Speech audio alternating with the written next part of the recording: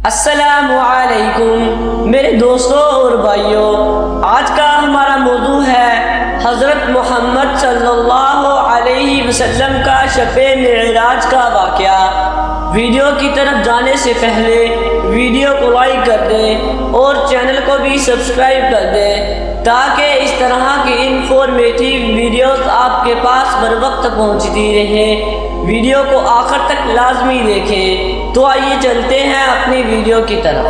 بسم اللہ الرحمن الرحیم۔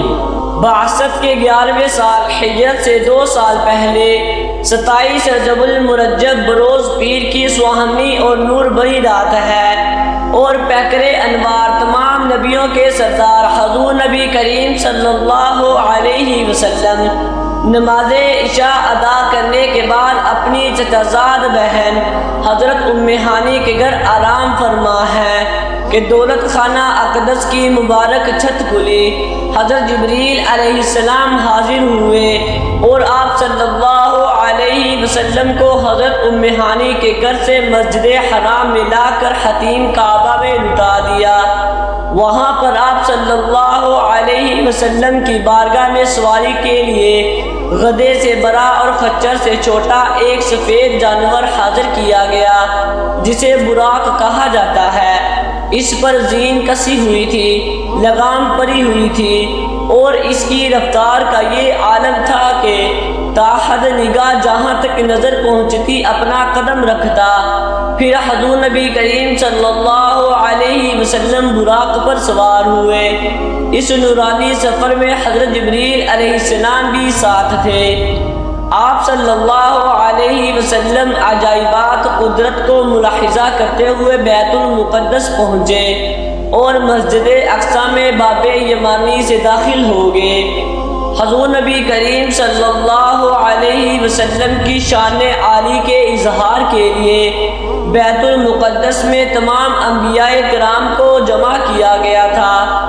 جب آپ صلی اللہ علیہ وسلم یہاں تشریف لائے تو ان سب حضرات نے حضور نبی کریم صلی اللہ علیہ وسلم کو دیکھ کر خوش آمدید کہا، اور نماز کے وقت سب انبیاء علیہ السلام نے آپ صلی اللہ علیہ وسلم کو امامت کے لیے آگے کیا۔ بخاری شریف کی روایت کے مطابق یہاں آپ صلی اللہ علیہ وسلم کے پاس دودھ اور شراب کے 2 پیالے لائے گئے۔ آپ صلی اللہ علیہ وسلم نے اسے ملاحظہ فرمایا، پھر دودھ کا پیالہ قبول فرمایا۔ اس پر حضرت جبریل علیہ السلام کہنے لگے، تمام تعریفیں اللہ عز و جل کے لیے ہیں جس نے آپ صلی اللہ علیہ وسلم کی فطرت کی جانب رہنمائی فرمائی۔ اگر آپ صلی اللہ علیہ وسلم شراب کا پیالہ قبول فرماتے تو آپ صلی اللہ علیہ وسلم کی امت گمراہ ہو جاتی۔ بیت المقدس کے معاملات سے فارغ ہو کر پیارے نبی صلی اللہ علیہ وسلم نے آسمان کی طرف سفر شروع فرمایا اور ہر بلندی کو پست فرماتے ہوئے تیزی سے آسمان کی طرف بڑھتے چلے گئے۔ آن کی آن میں پہلا آسمان آ گیا۔ حضرت جبریل علیہ السلام نے دروازہ کھلوانا چاہا، پوچھا گیا کون ہے؟ حضرت جبریل علیہ السلام نے فرمایا جبریل علیہ السلام ہوں۔ پوچھا گیا آپ کے ساتھ کون ہے؟ جواب دیا محمد صلی اللہ علیہ وسلم۔ پوچھا گیا کیا انہیں بلایا گیا ہے؟ جواب دیا ہاں۔ اس پر کہا گیا مرحبا، کیا ہی اچھا آنے والا آیا ہے۔ پھر دروازہ کھول دیا۔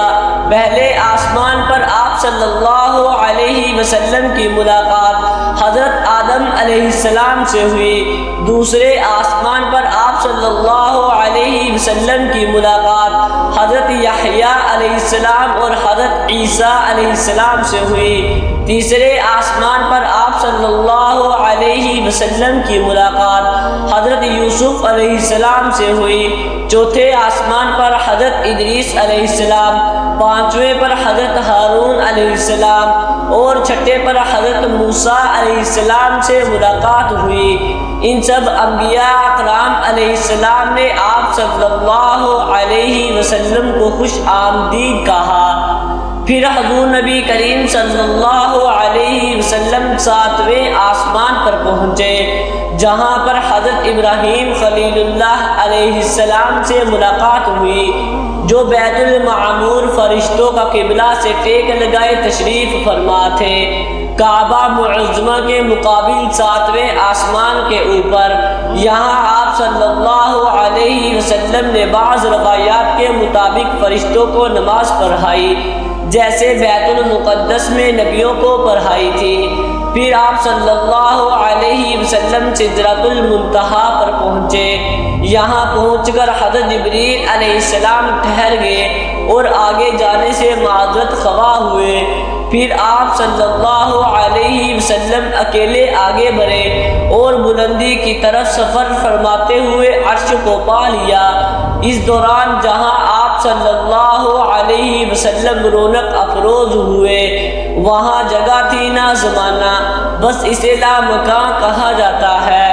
یہاں اللہ رب العزت نے اپنے پیارے محبوب صلی اللہ علیہ وسلم کو وہ قرب خاص عطا فرمایا کہ نہ کسی کو ملا نہ ملے گا۔